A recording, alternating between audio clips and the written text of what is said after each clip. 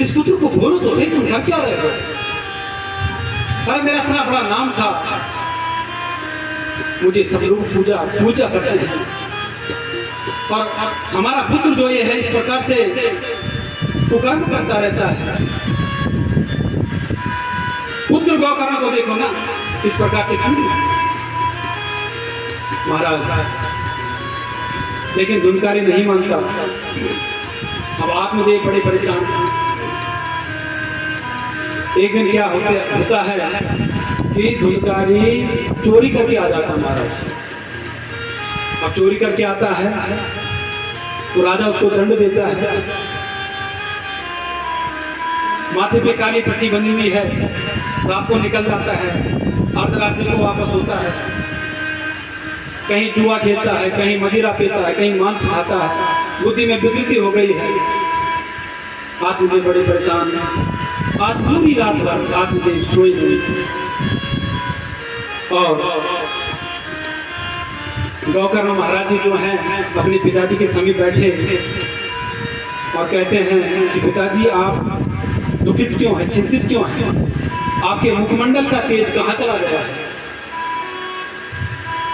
गौकर्ण जी तो आत्मदेव जी कहते हैं कि पुत्र, एक तू ही पुत्र है जो मुझे पिताजी करके पुकारता है, लेकिन एक धुनकारी है जो मुझे अनाप शनाप जो मर्जी आप कह देता है। अब याद आती है आत्मदेव को उन संतान की जिन्होंने कहा था कि 7 जन्मों तक तेरे घर में पुत्र या पुत्र की प्राप्ति नहीं होगी।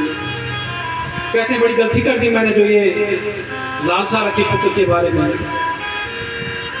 गौकर्ण जी बड़ा उपदेश देते हैं अपने पिता को। देहेस्तिमान सुरुद्रे ममतिं त्यजातुं जाया सुतादिषु सदा ममतां विमुञ्चा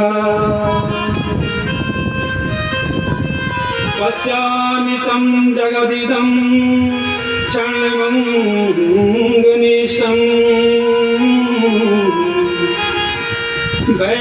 वैराग्यरागरसिको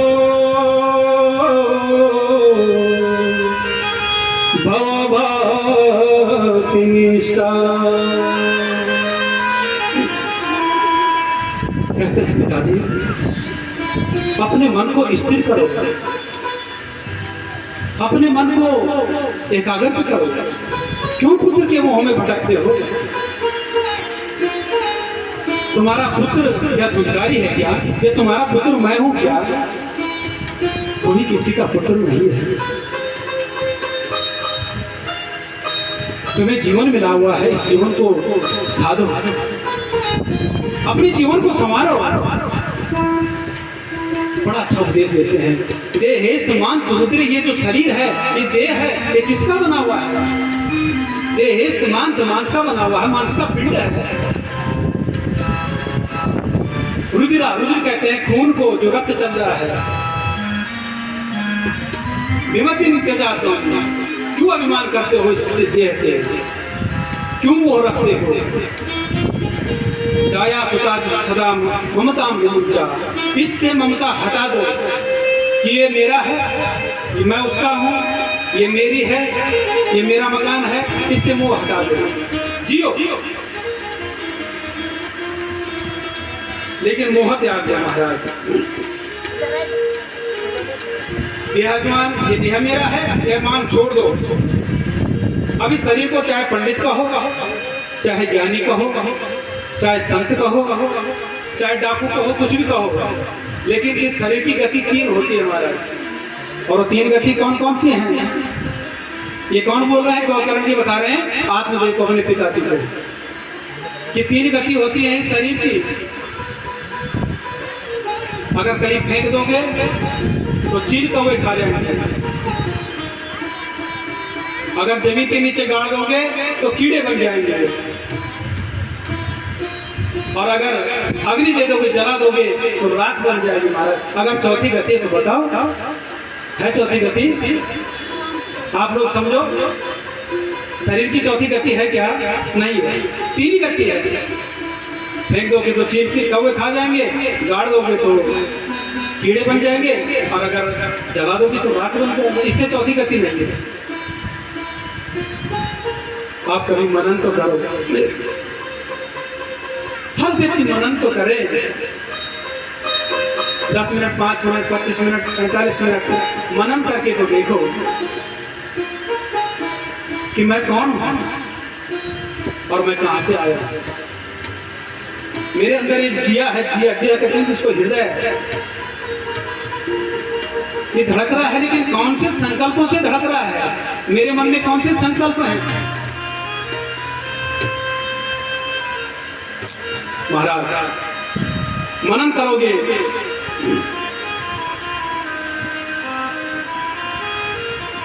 तो पता होता है कि वास्तव में मैं कौन, मेरा धाम कौन है।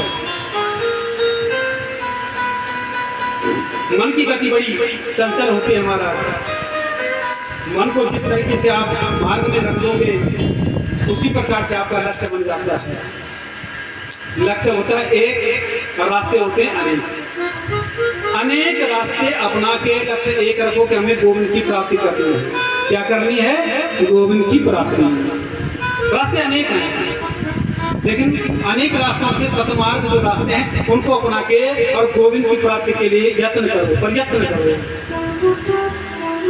मन ही मन को जानता,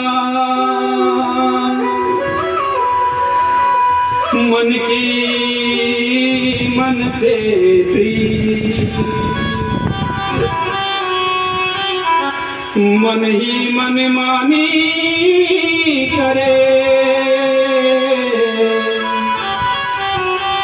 मन ही मन कामी, मन झूमे मन बावरा,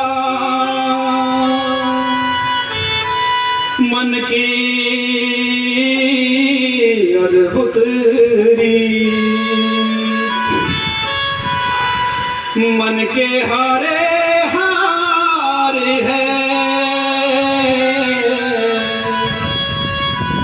मन के जीते जी।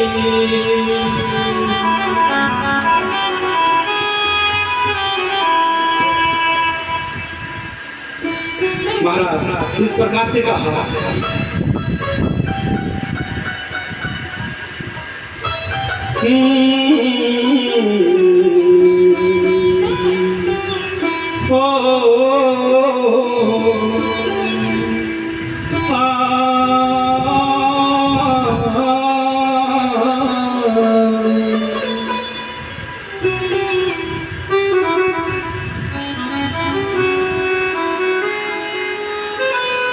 मन का भाव जिसने जान लिया है, मन के तत्व को जिसने पहचान लिया है, वो कभी भटक नहीं सकता।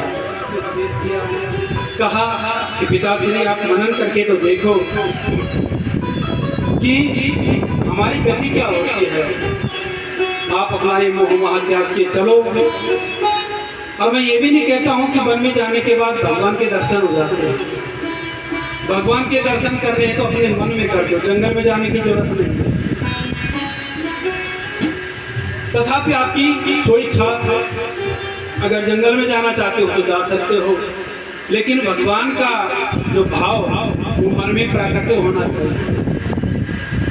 आप कहीं भी जाते हैं, मंदिर में जाते हैं, किसी भी तीर्थ में जाते हैं, अगर मन में भाव नहीं है तो फिर कुछ नहीं है।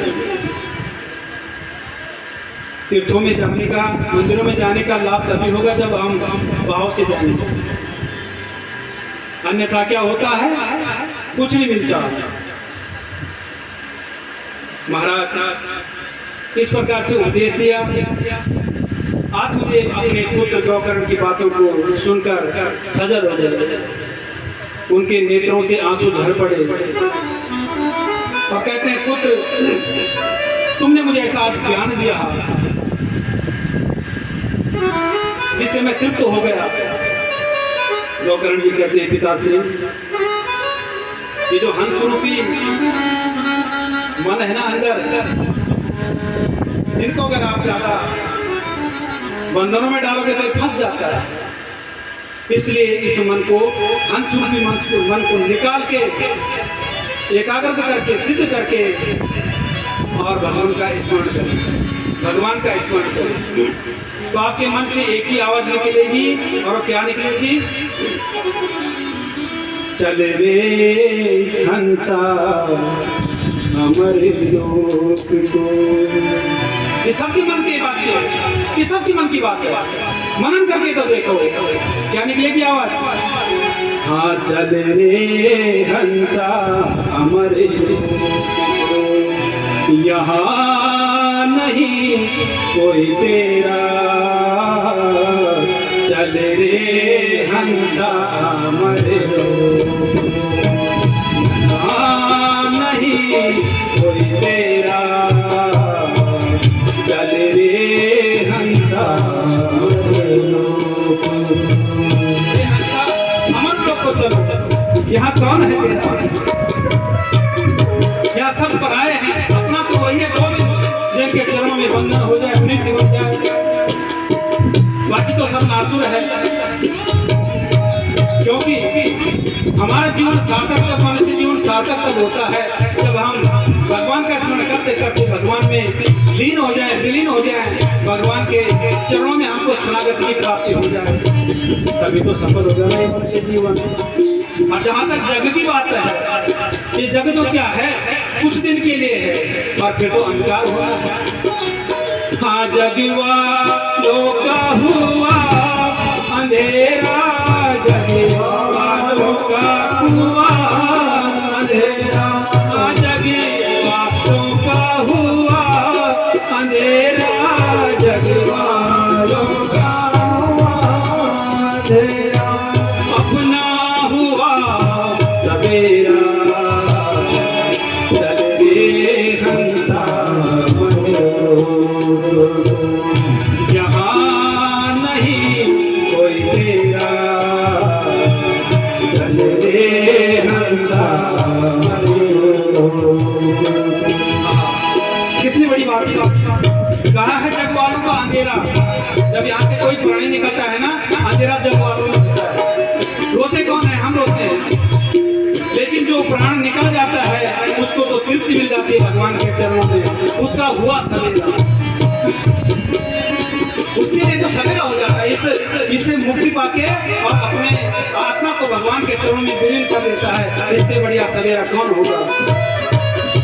हाँ जगे वालों का हुआ अंधेरा, जग वालों का हुआ अंधेरा, जग वालों का हुआ अंधेरा, जग वालों का हुआ अंधेरा, अपना हुआ सवेरा, चल रे हंसा यहाँ नहीं कोई तेरा, चल रे हंसा, चल रे हंसा।